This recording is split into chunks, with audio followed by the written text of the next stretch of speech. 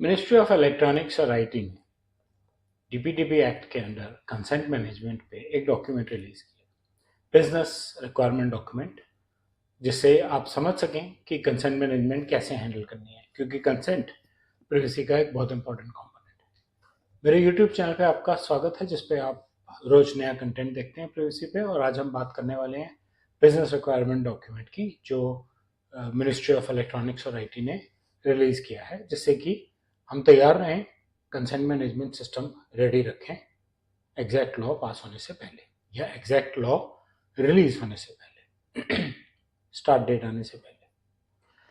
Ministry of electronics IT code for consent के नाम से एक डॉक्यूमेंट बना के अभी जून 25 में ही उन्होंने इसको रिलीज किया है।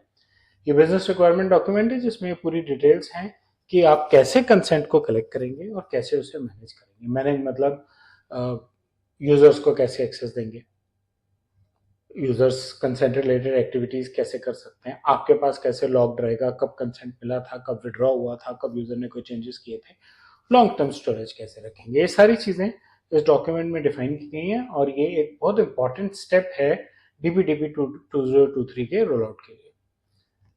किसको इस पर ध्यान रखना चाहिए, किसको इसे फॉलो करना चाहिए? हर वो बिजनेस जो पर्सनल डेटा कलेक्ट करता है। एक्चुअली हर बिजनेस पर्सनल डेटा कलेक्ट करता है।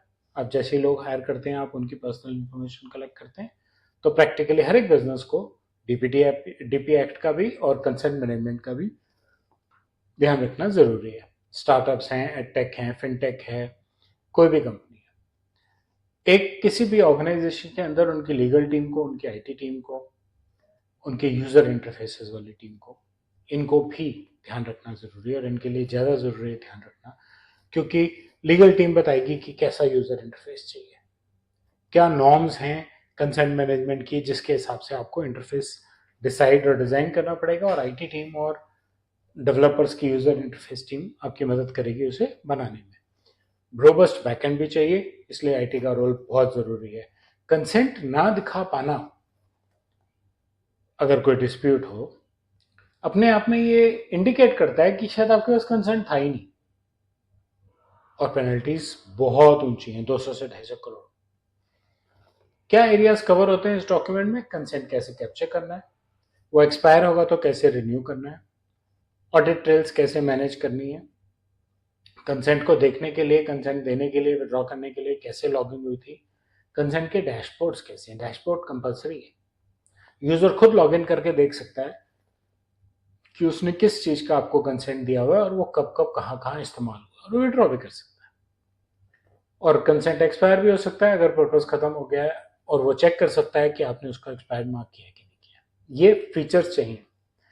पेरेंटल कंसेंट बच्चों के केस में चिल्ड्रन प्राइवेसी वेरीफाइबल होना चाहिए। बच्चे ने अपनी उम्र अगर माइनर की डाली है, वो एक बहुत ब्रॉड सब्जेक्ट है, अगर माइनर है तो आपको वेरीफाई करना है उसकी एज भी और कंसेंट भी उसी के पेरेंट्स से लेना है। ये इंडिया का एक स्टेप है जीडीपीआर और वर्ल्ड वाइड डीपीडीपी एक्ट लागू करने के लिए, जीडीपीआर और बाकी स्टैंडर्ड्स के साथ मैच करने के लिए। कंसेंट मैनेजमेंट का रोल है, जिसमें यूजर कंट्रोल और ट्रांसपेरेंसी, ये दो बहुत इंपॉर्टेंट चीजें हैं। आप कैसे यूजर्स को एक्सेस दे रहे हैं, आप कैसे सिस्टम को ट्रांसपेरेंट रख रहे हैं। मल्टीलिंगुअल सपोर्ट होना चाहिए। भारत देश बहुत बड़ा है, बहुत सारी भाषाएं हैं, डायलेक्ट्स हैं, तो इसलिए जरूरी है कि मल्टीपल लैंग्वेज सपोर्ट हो आपके कंसेंट मैनेजमेंट में, और डिजी लॉकर और री-वेरिफिकेशन जैसी चीजें। इस सीरीज में हम कंसेंट की लाइफ साइकिल के बारे में बात करेंगे, डैशबोर्ड्स के बारे में बात करेंगे, चिल्ड्रन कंसेंट कैसे लेना है, टेक्निकल एक्सपेक्टेशंस क्या हैं बिजनेसेस से, और रियल वर्ल्ड चैलेंजेस क्या हैं कंसेंट के, और कैसे उनको ओवरकम के करके डीपीडीपी के रोल आउट के लिए हमें रेडी रहना चाहिए। तो मेरे चैनल से बने रहिए, सब्सक्राइब कीजिए, अपना फीडबैक कमेंट सेक्शन में शेयर कीजिए, और ये वीडियो अच्छा लगा है तो इसे लाइक कीजिए। धन्यवाद।